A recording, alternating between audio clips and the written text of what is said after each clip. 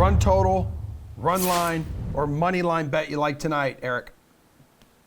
I'm going to be weirdly a homer tonight and stick with my Phillies again. Normally, I think I'm a little bit biased against my own team and pretty pessimistic about things, which, the last decade or so has taught me to be.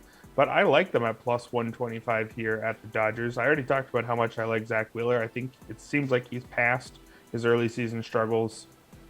Maybe there's something there with Tyler Anderson, but I lean more on the, let's see, a little bit more than just 5 outings here. He was really bland over the last few years. Last 2 years, 4.49 ERA with an 18.2% strikeout rate, just a 33.3% ground ball rate. All he's really shown is that he doesn't walk too many guys. I don't think that's going to be enough here. I'm really surprised, given the difference between these two pitchers, why the Phillies are all the way at plus 125.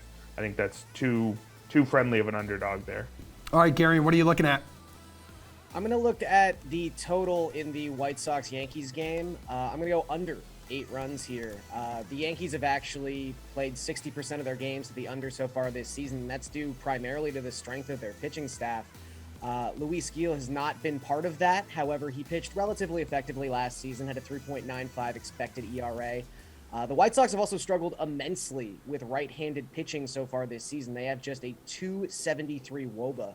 That is the 5th worst mark in baseball. So even if Gil can't make it deep into this game, the Yankees bullpen of 99-mile-per-hour flamethrowers shows up, and they're doing pretty well this season. They have the lowest ERA, and they've given up only 0.38 home runs per 9.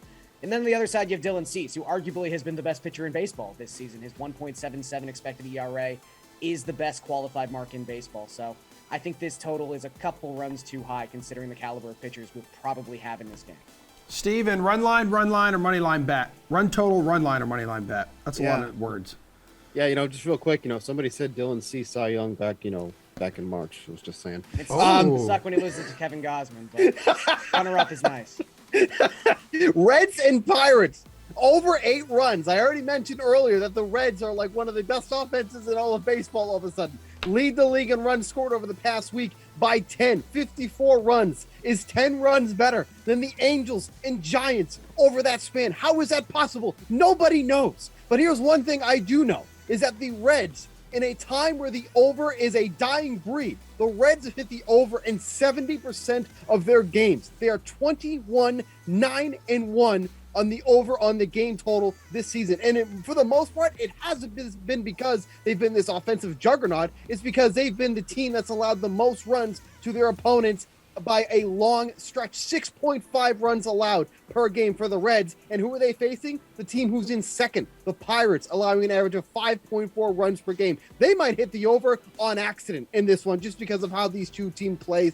8 runs, too low. Give me the over.